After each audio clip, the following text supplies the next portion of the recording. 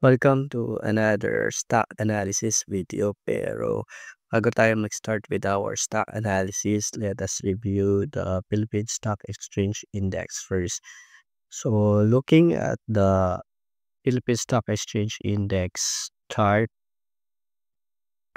the market is still in the bearish side dahil nandito pa rin siya sa below ng 50-day moving average natin. So, yung mga candlesticks nandun pa rin siya sa bearish side. But if you look at the past 3 candlesticks ng Philippine Stock Exchange Index, makikita natin na meron siyang paggalaw or uptrend movement. Mapapansin din natin na itong area na 'to ay nagkakaroon ng support. So, what we are expecting here, um, meron siyang resistance in this area. So, once this area break out, ang bias natin or probability natin is magkakaroon ng continuation ng uptrend. And if there would be a good news then or a catalyst sa movement ng Philippine Stock Exchange Index natin or market natin, possible ma-break na niya 'tong 50-day moving average line and maging bullish na sila. So, ito yung tinitingnan natin na area dito.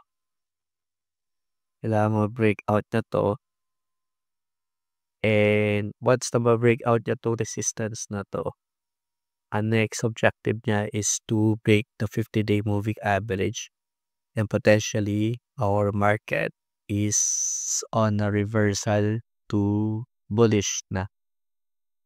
If these conditions were nakuha niya yung conditions na 'to. So, for today, what we will be analyzing is APX or the Apex Mining Company.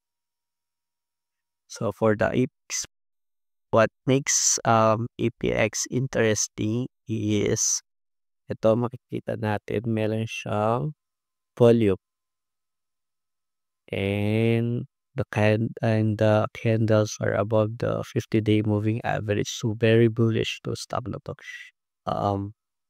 Good siyang ma-analyze. So, bago natin i-analyze yung pinaka-recent movement niya, let's try to take a look back or mag-backtest muna tayo. So, ang pwede natin ma-backtest is the time that the candle shifted to the bullish side. So, dito sa time na 'to, bearish yung market ni APX. Meron siyang support dito and resistance. So, pag pinlat natin yung Darvas box natin dito, we are looking at the breakout of the Darvas box. So, yun yung magiging pinaka condition natin, trigger for us to enter these stocks. So, here, ito yung pinaka-entry na possible na magandang entry. Ito candle na 'to. Then, yung cut natin, below this box. Then, yung target price natin or exit strategy depends on each individual. It can be exit when it breaks down the 50-day moving average or do the trail stops. Like for this example, kung trail stop tayo, gahanap tayo ng pullback. Ayan. So, ito yung nakikita natin na possible na pullback. So, once na ma-breakout na 'tong pullback na 'to sa trail stops na 'to, doon mag-e-exit na tayo. So, potentially ito yung pinaka-puwede natin mag-exit candle kasi almost breakdown na siya dito sa, um, pullback, ayan.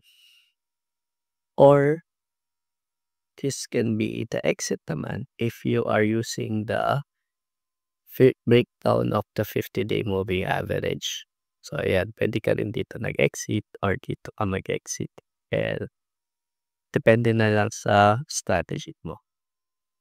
So again, um, maghahanap tayo ng potential entry natin dito. So, ito yung puwede nating gamitin na sa bottom ng target box natin. And when we plot our dashboard box, we'll look for the support and the resistance. Then, ang entry natin is breakout ng resistance or breakout ng top of the box. So, possible ito yun. Ayan. Then, yung exit natin, yan. Exit natin can be the 50-day moving average or gagawa tayo ng trail stop once the candlesticks pull back or nagkaroon ng correction.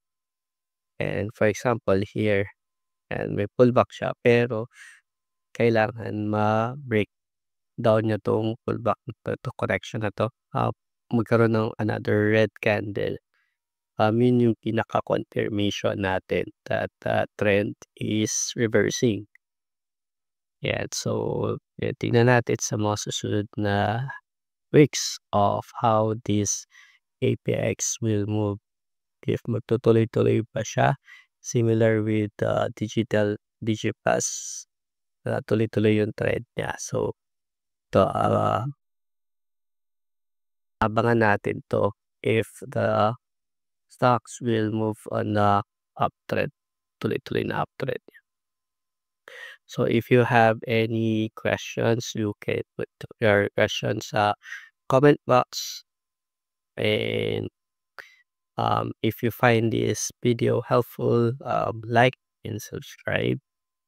And ayun, see you on the next video.